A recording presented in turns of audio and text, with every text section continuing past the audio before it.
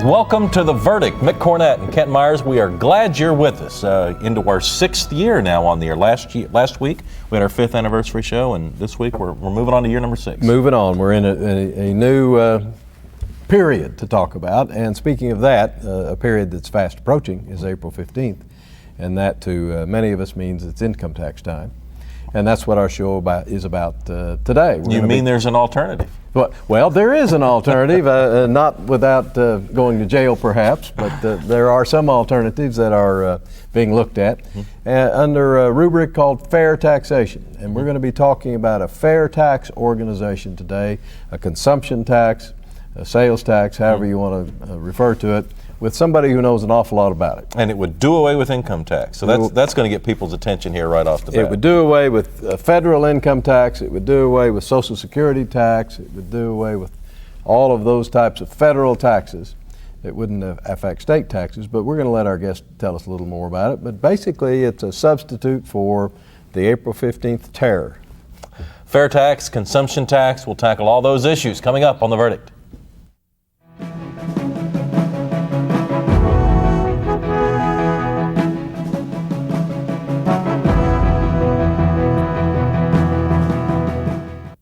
At Chesapeake Energy, here's a few of our favorite Hornets.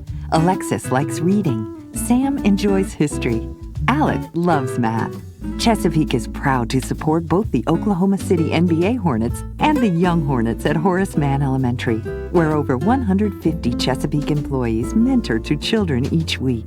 The students gain a lot from the experience, but not as much as we do. Chesapeake Energy, committed to building a better Oklahoma.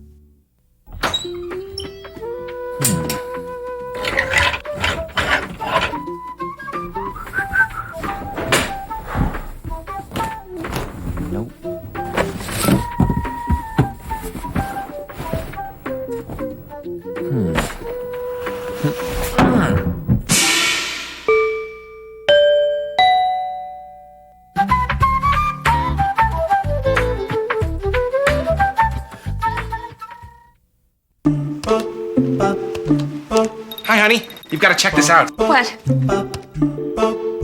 What are we listening to? I had digital phone service installed today. It sounds just like before. I know, but it's going to save us a ton of money. With Cox Digital Telephone, you'll save big every month. Keep your same phone number and get your favorite calling features. Just pay less. That does sound good. You should hear the upstairs phone. Here's the pitch. Line drive on it. The Cardinals won the pennant. The Cardinals win. That's a winner. A World Series winner for the Cardinals. Oh, an unbelievable catch. Swing and a miss. Get up, baby. Get up, get up, get up, get up. Home run. Your slice of Cardinals heaven can be found on the Cox Channel all season long.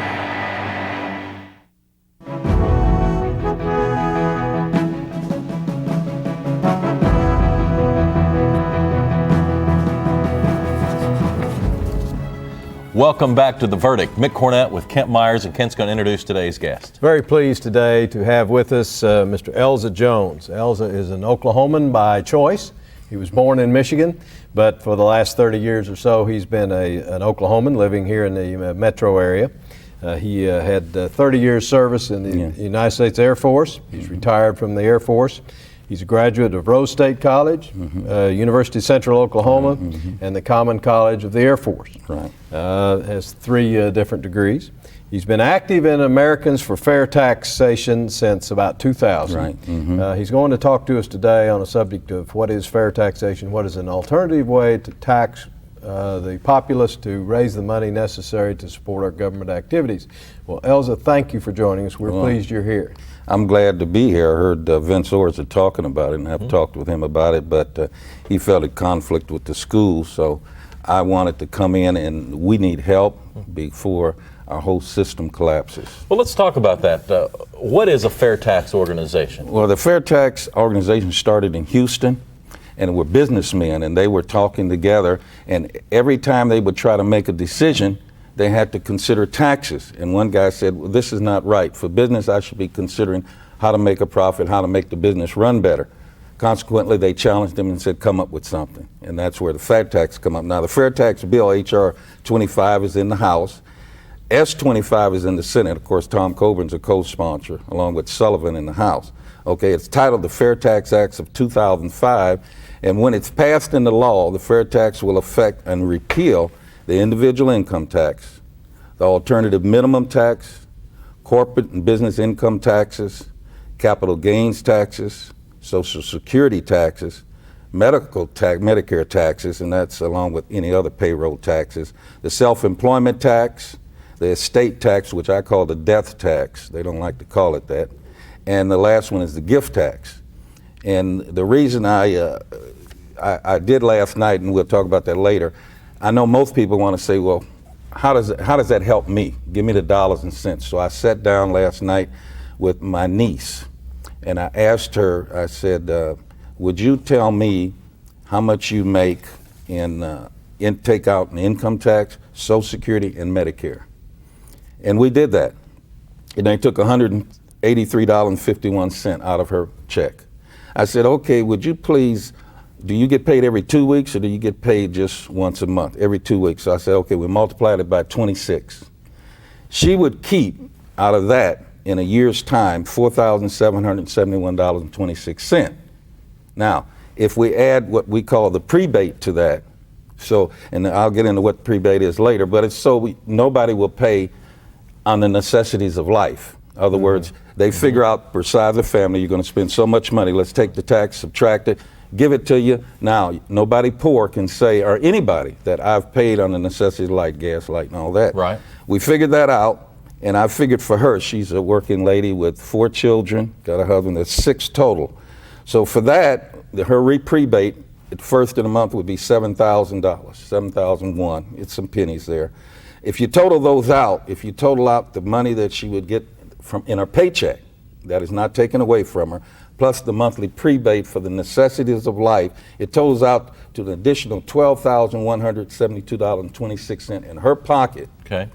Okay, that comes out to $1,014.55 a month. So she's got an extra $1,000 a year. Right. And the idea is $1,000 a month. $1,000 a month, extra $1,000 a month. And she's going to be paying, though, a premium, a higher sales tax on anything that she buys at that point. Okay. And the idea is that she'll have more money than she would have if all these taxes were taken out of her check. No, because we feel that the average embedded taxes and I'll go into that later, the average embedded taxes, if you take all the things, not everything is the same. Cars may be more than houses. Houses have a whole lot of embedded taxes. That's about averaging 22%. The sales tax is 23%, so everything's going to be about the same. Competition will drive prices now. So basically, everything being the same as it is now, she has the additional $1,000 to spend.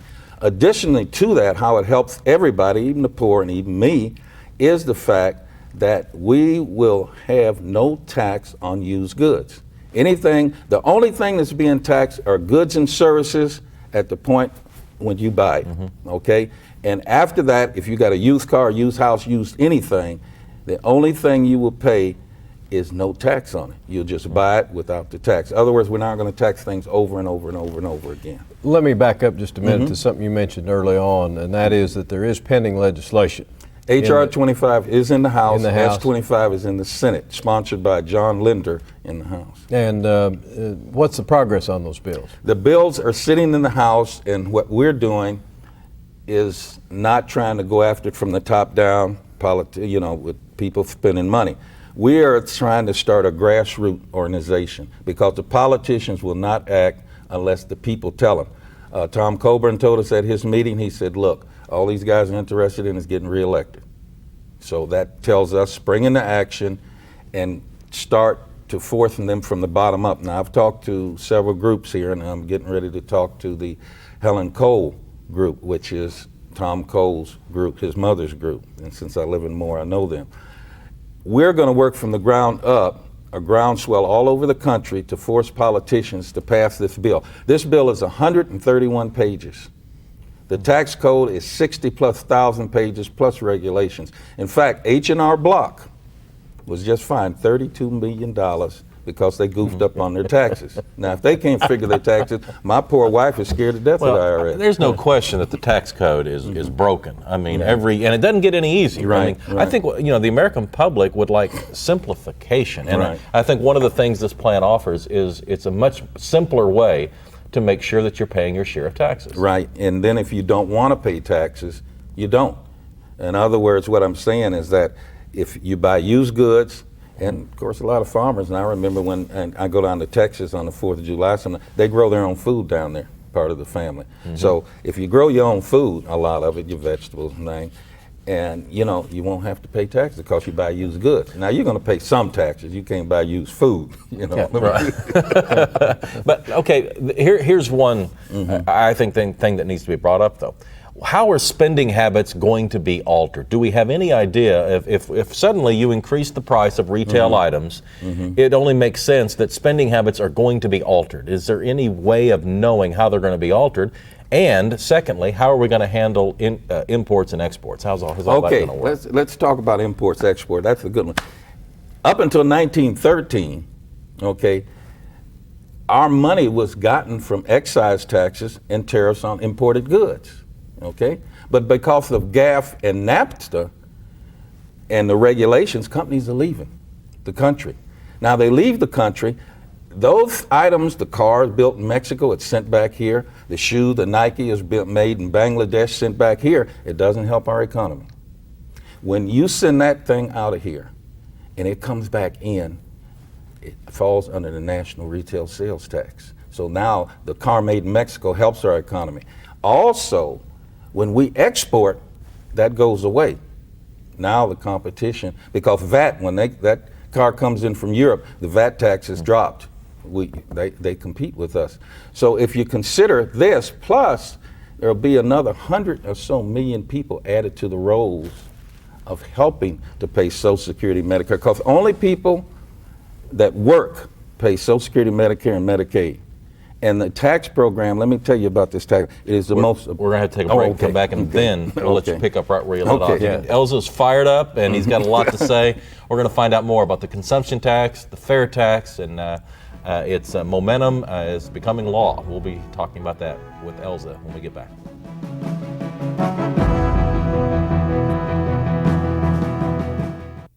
The Journal-Record is pleased to be a sponsor of The Verdict. The Journal-Record.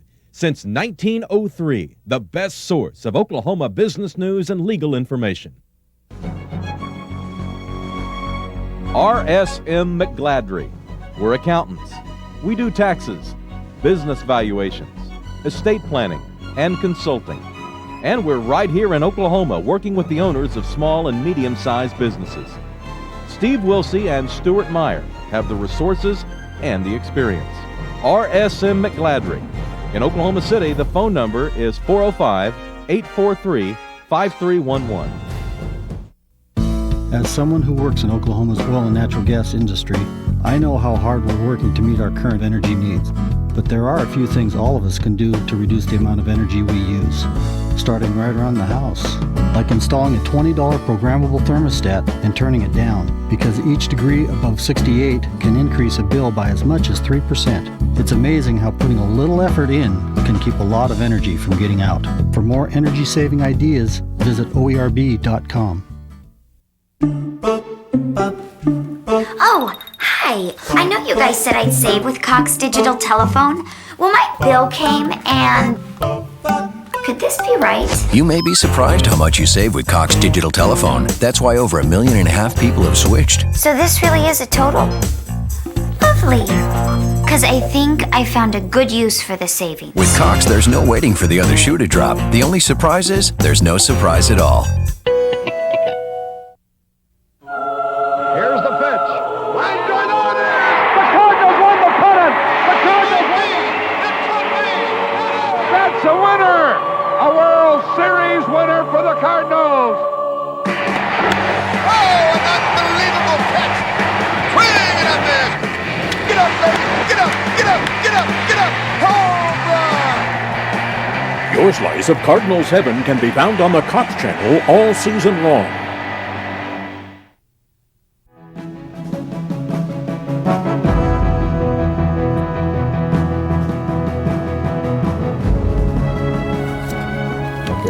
Welcome back to The Verdict. Mick Cornett, Kent Myers discussing the fair tax with our guest Elza Jones of the Fair Tax organization. Kent, where do you want to pick up here? I feel like we're just kind of all over the map on an issue that has so many different layers. It's kind of hard to get your arms around. Yeah, I'd like to take a step back and talk about this pen, for instance, as a quick example. Under the new taxation system that you were suggesting, the manufacturer of this tax would make this pen and sell it to a wholesaler, we'll say. There'd be no tax on that transaction, tax, right. and there'd be no income tax on the manufacturer for any profit he made on the sale of the pen. Then the wholesaler would sell to a retailer, same example, no tax. Retailer sells it to me, I pay a sales tax on it when I buy the pen. That's the only tax in that transaction. Correct. Under the new system. Correct. Okay. That substitutes for the sales and the income tax and the like that has previously been assessed against those transactions. Right, and the main thing is that it's revenue neutral, and what they mean by that is dollar for dollar, we will replace what the government is spending today with the national retail sales tax, and that's why they call it revenue neutral. In other words, all of the things that are being funded, all of the things that I mentioned there, the Social Security, Medicare, Medicaid, will still be funded at the same rates. The only thing we're doing different is instead of the worker bearing the burden of this breakback tax, we're going to take it and expand it to the whole society. Just think of what's going to happen. When we go to this tax, we'll add we have about 158 million people paying now. We'll add 100 million. But just think about this. 50 million people come to this country on vacation. Every time they buy something, they'll be supplementing your Social Security, your Medicare, because they are buying things new. Most people that come to the country don't run around the used shops trying to find used goods. They buy new things and take them home. That's how that'll be funded. So is this a repeal of the 16th Amendment? It definitely has. It has that mechanism in there that we have to repeal the 16th Amendment, or somebody will get real slick and try to add that back. That's a known fact. Politicians love to get money. What many people might ask, well, this repeals the tax that is now in place that funds Social Security. Will this mean that the Social Security system will go broke? Oh, no. In fact, there is a mechanism that I just learned about in there, some kind of a formula that watches Social Security, and if it goes astray, it automatically kicks in and recalculates of how the Social Security should be paid and whether that thing needs to be moved or not. So there is a mechanism in there to protect that. That's something I found out just not too long ago. Okay, and the Internal Revenue Service, what happens to the IRS? Well, we're going to give them a new direction. I don't know, a lot of them can go do different jobs, but you will still need somebody Walmart's going to be collecting those taxes and other people, and somebody's got to make sure that's being done properly. The main thing is going to take the pressure off of people like you and me, the average individual, which they're intending to go after pretty heavy this year, from what I heard about.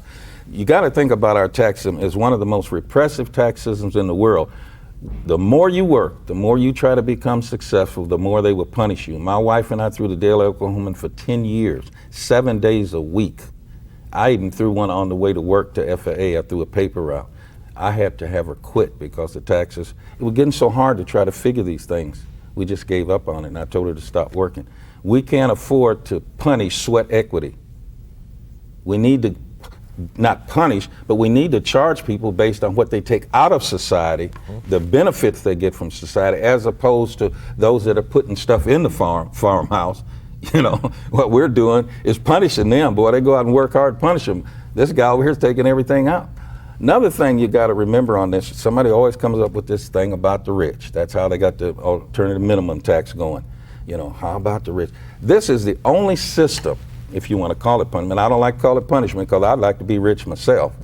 But this is the only system that will actually get not only rich people, because they buy the Lamborghinis and the boats and stuff, and the illegals, that illegal money.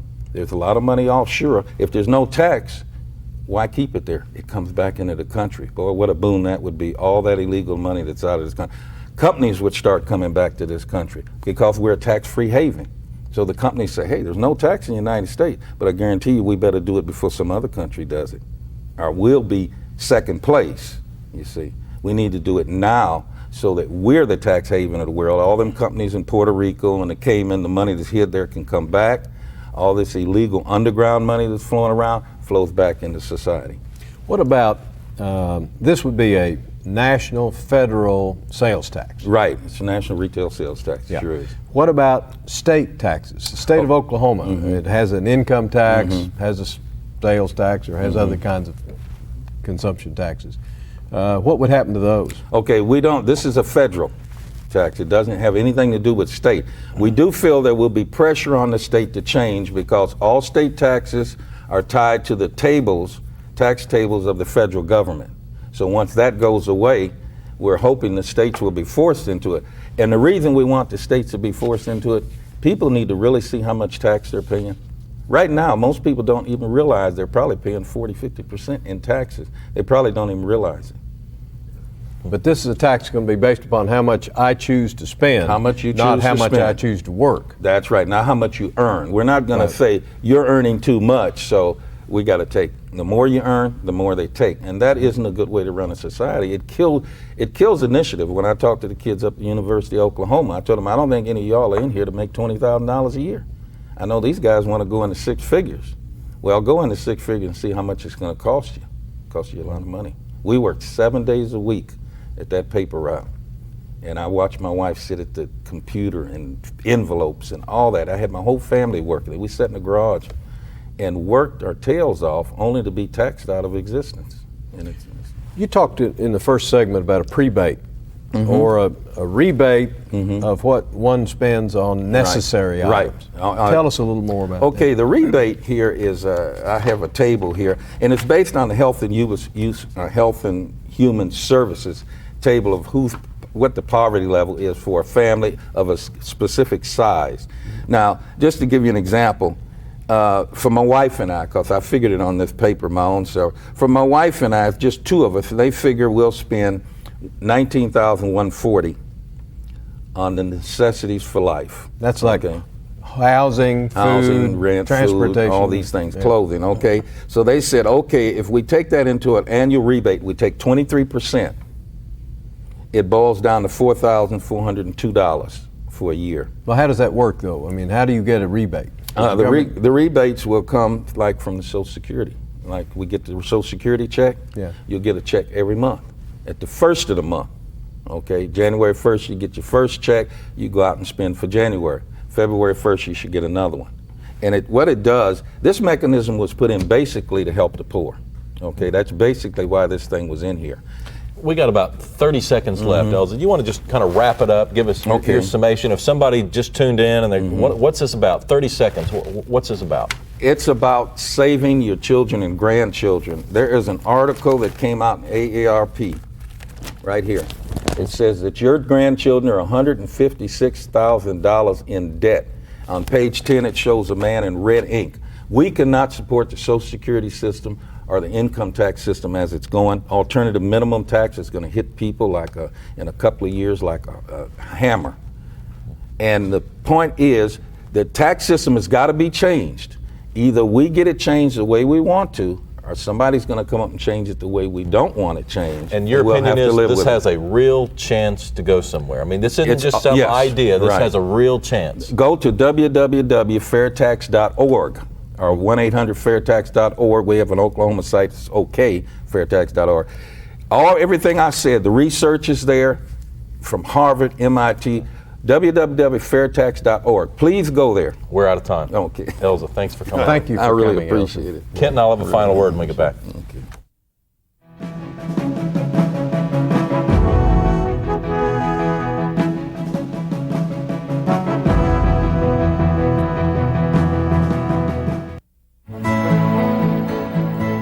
The good life comes naturally to Tulsa, where nature's beauty is matched with an eye for aesthetics. A legacy of neighborhoods graced with lawns and landscaping and handsome homes. A place that seems to have patented an ideal lifestyle. Bank First is loyal to the quality of life Tulsa assures its citizens, to the priority placed on education, culture, and growth. Loyal to builders who transform raw land into residential charm. developers who see opportunity and add vitality to Tulsa's economy. Bank First serves both enterprise and private lives that need a loyal partner. It's how we help nurture this city's very good life. Bank First. Loyal to Oklahoma. Loyal to you. The Cox Channel. More sports.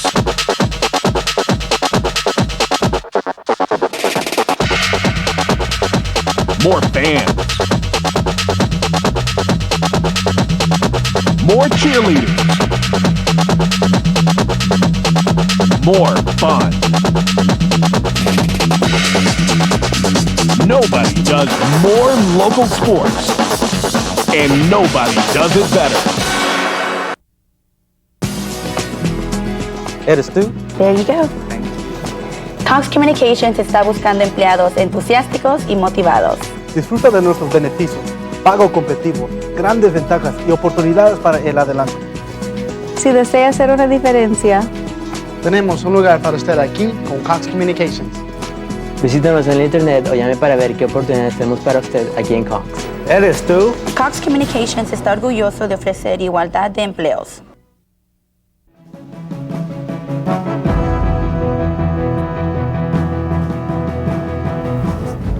Welcome back to The Verdict. Let me give you some website information for Elza. okfairtax.org is how you can get linked up with the local group here who is pushing the consumption tax, or the fair tax as they call it. Well, it's an interesting concept, particularly when you factor in the idea that if you go in and buy a dollar item now, it's going to cost you about $1.06, $1.07, depending on where you are. It's my understanding under this same proposition, it would cost you about the same with the national federal sales tax as it does currently, except you wouldn't have the other taxes that go along. People talk about simplification. This is a method that has some attention. We'll see. Revenue neutral and gets rid of all the forms on April 15th. That alone has some merit. For Kent Myers, I'm Mick Cornett. We'll see you next week on The Verdict.